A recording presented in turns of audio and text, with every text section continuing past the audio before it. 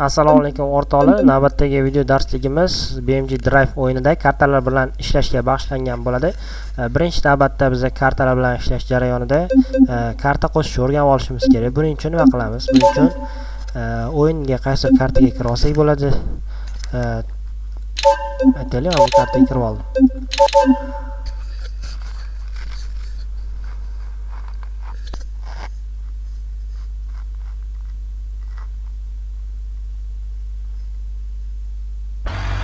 Hop, o'yinga kirganimizdan keyin escape tugmasini bossak, bizda mana shunday menyu ochiladi. Bu joyda hop, modifikatsiya bo'limiga o'tamiz. Modifikatsiya bo'limidan repozitorniy bo'limiga o'tsak, bizda bir nechta BMG ning ichidagi o'zini modlari chiqadi.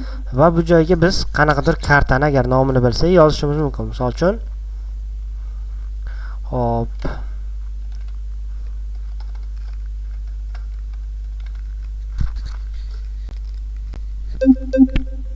hop, Usa deb yozganimizda, ya'ni qanaqadir shaharlar nomini yozadigan bo'lsak, bizga qanaqadir kartalarni o'zi taklif qiladi.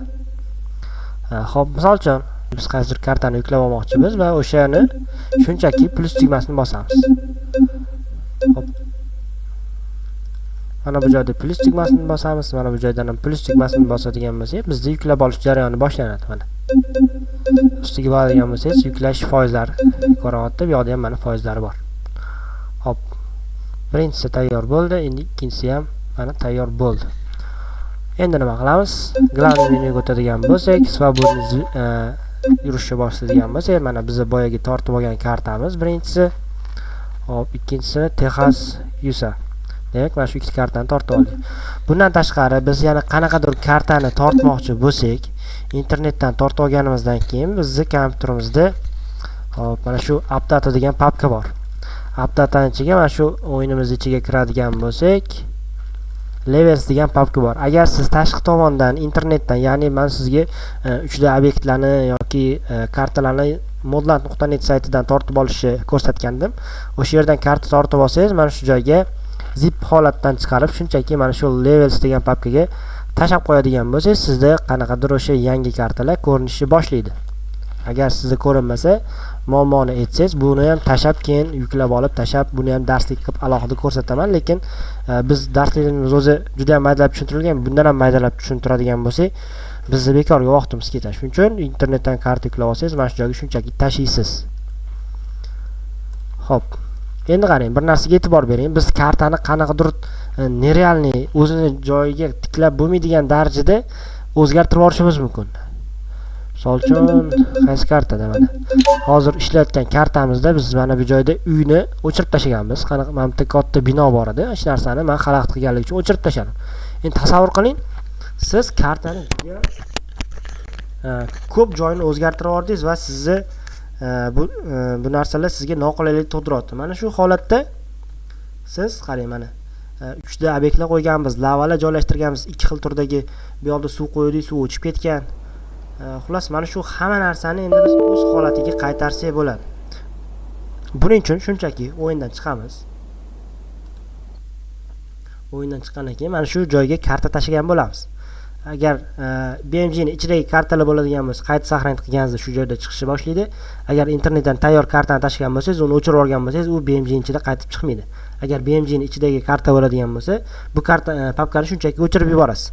Agar internetdan olingan xarita bo'ladigan bo'lsa, u xaritani original nusxasini qaytadan yuklab olasiz va eskisini o'chirib tashlaysiz.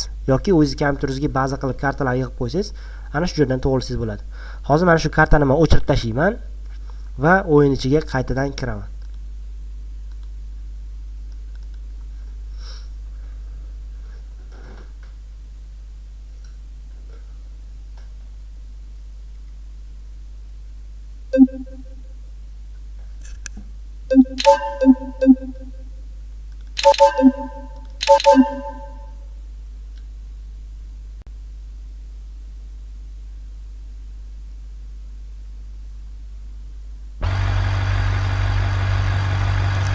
Mana boya aytib o'tganimdek, menda mana shu joyda qanaqadir lavalar uchta obyektlar bor edi. Mana shulardan o'z joyiga qaytargan holatda, mana shu binoni o'z joyiga qaytardik. Mana bu joyda lavalar bor edi, shu narsalarni o'z holatiga, ya'ni kartani o'z holatiga qaytarib qo'ydik. Agar siz ham kartingizda qanaqadir o'zgarishlar bo'lib ketadigan bo'lsa, aytaylik kimdir nimani tanlaganini bilmaydi-da, yerni tanlab qo'yib udaltda bosadigan bo'lsa, mana bunaqa holat kelib qoladi. O'yin ichiga kirsangiz bo'ldi, sras chuqurga tushib ketaveradi yoki xullas kartingiz siz o'ylaganingizda ishlamaydi. Mana shu holatlarda xuddi shu usuldan foydalanishingiz mumkin. Xo'p. Bu narsani joyiga qaytarib olaman.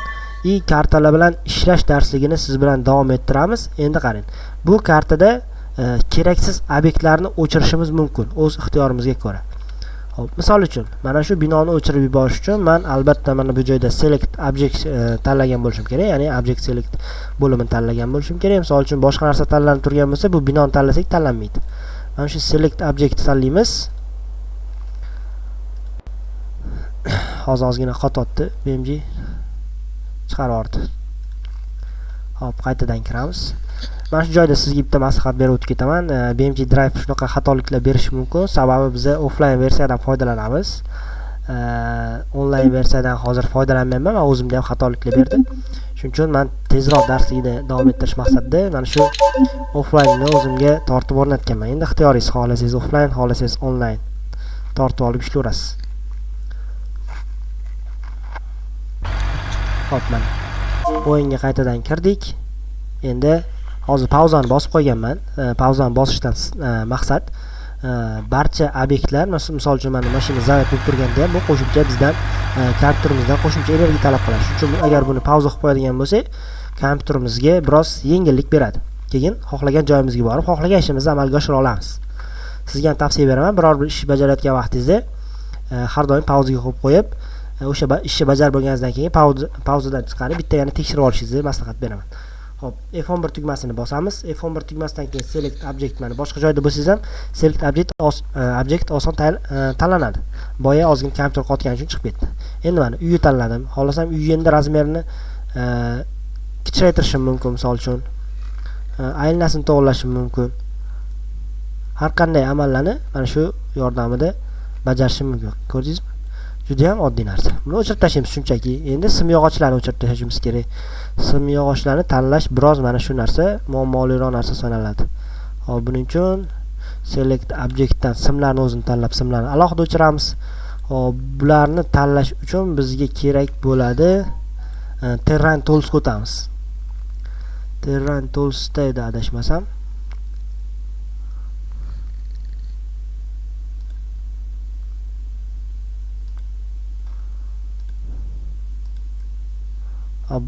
Bu juda ham muhim narsa emas. Hozir men o'zimni ham esimdan chiqib ketibdi. Lekin aniq bu select objectda tanlab buni o'chirib bo'lmasdi. Buni ham yana sizga topib eslab darslik qilib qo'yaman. Hozir cho'ta esimga kelmadi. Xo'p, davom etamiz. Kerakli narsalarni o'chirdik va shu joyda Ctrl S tugmasini bosib qo'ysak, bizning kartamiz mana shu holatda saqlanib bo'ladi. Endi biz o'yindan chiqib ketib qaytadan kirsak ham mana shu obyektlar o'chirilgan holatda bo'ladi. Misol uchun bu yerni chuqur qilib qo'yib saqlanib qiladigan bo'lsa, yana shu chuqur qilingan holatida saqlanib bo'ladi. Endi yana kartalar bilan ishlashda bir narsaga e'tibor berishingiz kerak. Misol uchun 3 ta obyektlarni saqlanib qilishimiz bor. 3 ta obyektlarni o'yin ichiga olib kirsak, hop, misol uchun mana bu joyda 3 ta obyektlar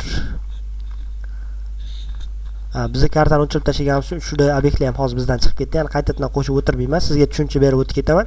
3 ta obyektlarni ham bu yerga qo'yganimizdan keyin saqlanib qilsak, kartamizni ichida saqlanib bo'lib qoladi. Sabab biz kartani ichiga o'sha fayllarni tashab qo'ygan bo'lamiz. Shuning uchun biz Ctrl S tugmasini bosganimizda yoki mana bu joydan faylni bosib save levelni bosgan vaqtimizda ana shu kartadagi ma'lumotlarning barchasi o'sha 3 ta obyektda ham hammasi saqlanib bo'lib qoladi. Xo'p, hozircha bizda shular. Agar sizda qanaqadir savollaringiz bo'lsa, Telegram guruhimizga yoki kanalga, lichkaga kirib, bemalol o'zingizning savollaringizni qoldirsangiz bo'ladi. Mana shu obyektlarda, mana shu darsliklarda foydalanayotgan barcha elementlar, 3 ta obyektlar, avtomashinalarni men sizga Telegramda guruhga tashab boraman. Shuning uchun Telegramda obuna bo'lmagan bo'lsangiz, obuna bo'lib qo'yishingizni so'rab qolaman.